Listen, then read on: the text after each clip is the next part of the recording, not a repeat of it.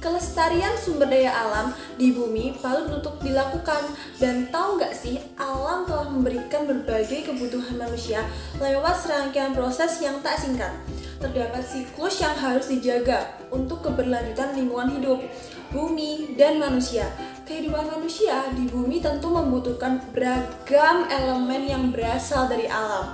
Sementara itu, manusia memenuhi kebutuhannya dengan mengelola sumber daya alam yang diproduksi secara alamiah. Yang paling penting yang harus teman-teman tahu, sumber daya alam yang kini melimpah tak selamanya akan tersedia secara luas di bumi, teman-teman. Maka dari itu diperlukan adanya kesadaran dari setiap individu di bumi untuk menjaga kelestarian sumber daya alam tersebut. Sebelum memahami cara menjaga kelestarian sumber daya alam, ada baiknya kita untuk mengetahui definisi hingga jenis-jenis sumber daya alam itu apa aja sih. Sebagai negara kesatuan, Indonesia sendiri memiliki sumber daya alam yang melimpah. Sudah selayaknya sebagai warga negara, kita wajib untuk senantiasa menjaganya bagi kehidupan di masa kini dan masa akan mendatang. Secara garis besar, kelestarian sumber daya alam merupakan keberlangsungan siklus produksi jenis-jenis sumber daya alam. Untuk mempertahankan kelestarian sumber daya alam, maka dibutuhkan serangkaian upaya khusus dan intens demi keberlanjutan dan kelestarian sumber daya alam.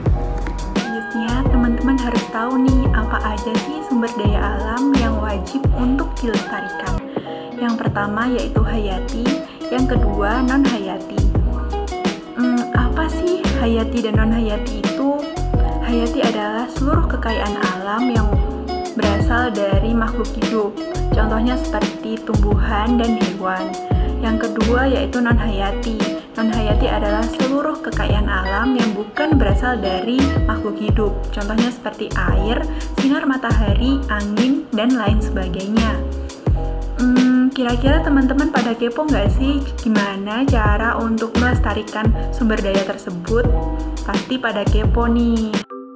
Jadi cara pelestariannya yaitu yang pertama, konservasi sumber daya alam. Yang kedua, hemat energi. Yang ketiga, menggunakan barang isi ulang. Yang keempat, membuat sumber resapan atau biopori.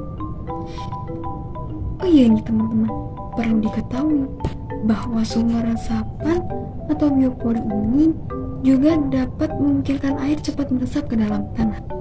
Di dalamnya juga kita dapat menyimpan berbagai macam jenis sampah organik yang nantinya dapat difungsikan kembali sebagai pupuk tanaman.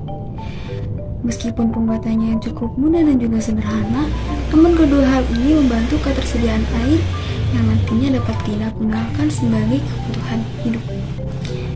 Jadi, itulah teman-teman pentingnya menjaga kelestarian sumber daya alam di bumi kita.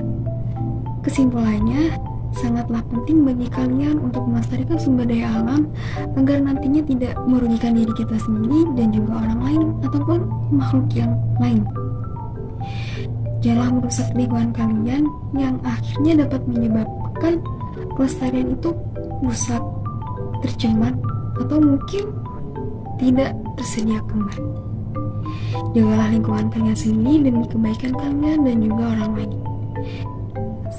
Cukup sekian, sampai jumpa.